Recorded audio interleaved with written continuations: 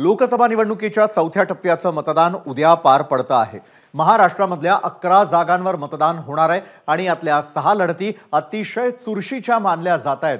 बीड, पुणे, शिरूर, छत्रपती संभाजीनगर, रावेर आणि अहमदनगरमध्ये कोण बाजी मारणार आहे याची उत्सुकता आता सर्वांना लागून राहिलेली आहे। पाहुयात 6 मतदारसंघांमधल्या लढतींचा आढावा घेणारा आमचा हा रिपोर्ट। डॉक्टर प्रीतम मुंडे यांचं तिकीट कापून भाजपाने त्यांच्या मोठ्या ताई पंकजा मुंडेंना बीड लोकसभेच्या उमेदवारीचं तिकीट दिलं। या उमेदवारीसह पंकजा मुंडेंचा राजकीय वनवास संपल्याची चर्चा सुरू झाली। तिकडे पंकजा मुंडेंच्या विरोधात शरद पवारांच्या राष्ट्रवादीनं बजरंग सोनवणेंना रिंगणात उतरवलंय। मराठवाड्यातल्या इतर मतदारसंघाप्रमाणे मराठा आरक्षणाच्या मुद्द्याचे सर्वाधिक पडसाद हे बीडमध्ये देखील पाहायला मिळत आहेत। म्हणूनच पंकजा मुंडेंच्या प्रचारासाठी आलेले गडकरी आणि उदयनराजे यांनी जातपात न पाहता मतदान करण्याचं आवाहन केलंय।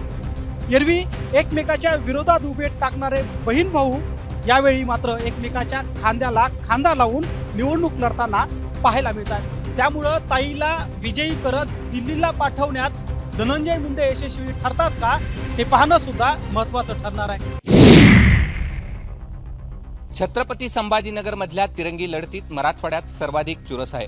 चंद्रकांत खैरे विरुद्ध संदीपान भुमरे विरुद्ध इम्तियाज जलील या लढतीत कोण बाजी मारेल हे कोणीही छातीठोकपणे सांगू शकत नाही। धार्मिक आणि जाती मुद्द्यावर झालेल्या ध्रुवीकरणामुळे निवडणूक चांगली चुरशीची बनली। शिंदे गटाचे सर्वाधिक आमदार असलेल्या या जिल्ह्यात उद्धव ठाकरेंना असलेली सहानुभूती ही तितकीच सरस ठरते आहे। मराठा आरक्षणामुळे मराठवाड्यातल्या सर्व मतदारसंघात निर्धारानं मतदान होताना दिसतंय। महायुतीत भाजपाला हा मतदारसंघ हवा होता, पण शिंदे यांनी मुत्सद्देगिरी दाखवून तो आपल्याकडेच ठेवला। त्यामुळे भाजपांच्या नेत्यांना काहीसा हिरमोड झाला असला तरी ते प्रचारात दिसून आले। दुसरीकडे खैरे आणि अंबादास दानवे यांनी शेवटीपर्यंत एकी दाखवत प्रचारात आघाडी घेतली। इम्तियाज जलील यांच्याकडे वेळीच दलित मतं जातील असं दिसत नाही आणि मुस्लिम मतात विभाजन होण्याची शक्यता वर्तवली जाते।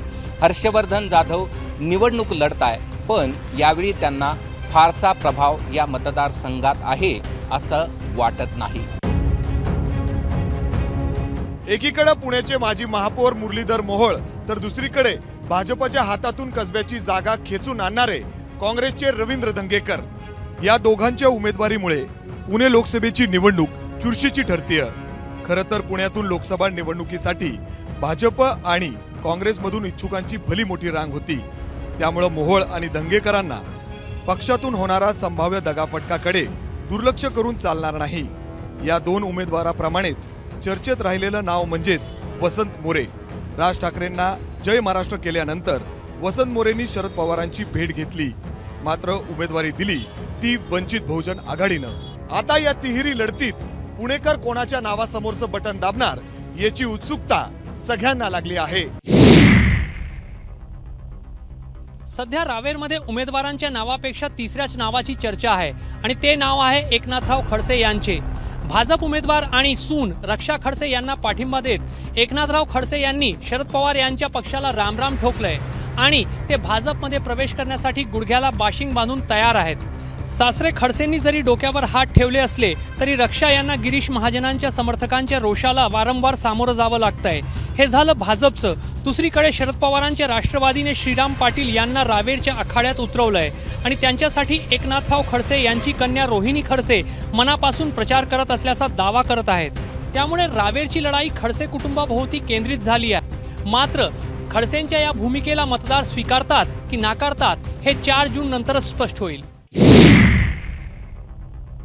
बिबट्याच्या समोर कोल्याला सोडू, मित्रांनो, बरं लांडगे कोल्हे काय असतील त्यांना सोडू आपण, काळजी करू। वन्य प्राणी वेगळा अर्थ काढू नका। साधं मांजर सुद्धा कोंडून मारायचा प्रयत्न केला ना तर प्रतिहल्ला करत शिवसिंहाची औलाद आहे, थांबणार नाही। आता तर प्रचार सभा संपल्यानंतर अजून विधानसभा बाकी आहे, करारा जवाब मिलेगा। लोकसभा निवडणूक जाहीर झाल्यापासून अजित पवार आणि अमोल कोल्हेंमध्ये हे वाकयुद्ध सुरू झाले। एकमेकांवर गुरगुरण्याची संधी कोणीच सोडत नाही।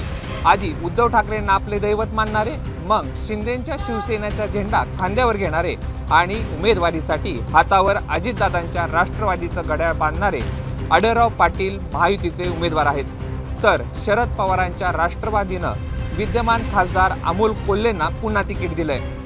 अमोल कोल्हेंनी केलेल्या भूमिकेवर बोट ठेवत अजित पवारांनी त्यांना लक्ष केलं, तर अमोल कोल्हेंनी देखील वेळोवेळी त्याला प्रत्युत्तर दिलंय. त्यामुळे शिरूरच्या लढतीकडे संपूर्ण महाराष्ट्राचं लक्ष लागलंय. लोकसभा निवडणूक जाहीर झाल्यानंतर सुद्धा विखेंसमोर कोण अशी चर्चा सुरू झाली होती. पण महिनाभरात मतदानाचा दिवस येईपर्यंत सुजय विखेंना विजय सोपा नाही अशी परिस्थिती अहमदनगर जिल्ह्यात निर्माण झाली आहे. राष्ट्रवादीच्या शरद पवार गटाच्या निलेश लंके यांनी विखेंसमोर तगडं आव्हान निर्माण केलं आहे. नरेंद्र मोदी, देवेंद्र फडणवीस, एकनाथ शिंदे, अजित पवार अशा महायुतीच्या सगळ्या बड्या नेत्यांनी प्रचारासाठी नगर गाठलं. फडणवीसांना तर इथल्या नाराजांना समजावण्यासाठी खास प्रयत्न करावे लागले. दुसरीकडे महाविकास आघाडीच्या पवार थोरातांनी भाजपला आता पाचवंदा नगरची जागा जिंकू द्यायची नाही असा चंग बांधला. थोरातांनी आपली शिर्डीतली यंत्रणाही नगरमध्ये कामाला लावली. लंके यांची मदार काँग्रेस आणि शिवसेनेवरती जास्त आहे. नगरच्या 6 आमदारांमध्ये 3 महायुतीचे आणि 2 शरद पवार गटाचे आहेत. अहमदनगरचं अहिल्यानगर अशा नामकरणाचा मुद्दाही प्रचारात राहिला. वंचितच्या प्रकाश आंबेडकरांनी विखे पितापुत्रांविरोधामध्ये बेछूट आरोप करत खळबळ उडवून दिली होती, पण विखे त्यातून कसेबसे बाहेर पडले. वंचितच्या उमेदवाराचा फारसा प्रभाव नसल्यानं लंके विरुद्ध विखे ही लढाई डेव्हिड वर्सेस गॉलिएथ अशी बनली आहे. एबीपी माझा, उघडा डोळे बघा नीट.